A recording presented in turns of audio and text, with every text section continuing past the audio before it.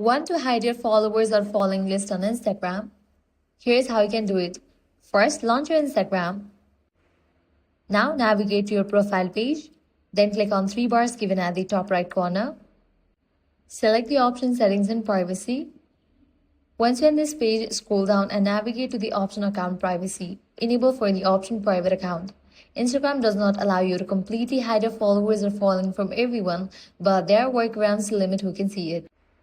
Now only your followers can see your followers and following list. Strangers can't. Next, navigate to your followers list. For that, go to your profile page and click on the option Followers. To hide your list from certain people, you'll need to click on this cross option, then click on Remove. They will now no longer see your profile or list. So while you can't fully hide followers or following, you can still control who sees it. If this guide helped you out, do not forget to like, share, and subscribe. Thanks for watching.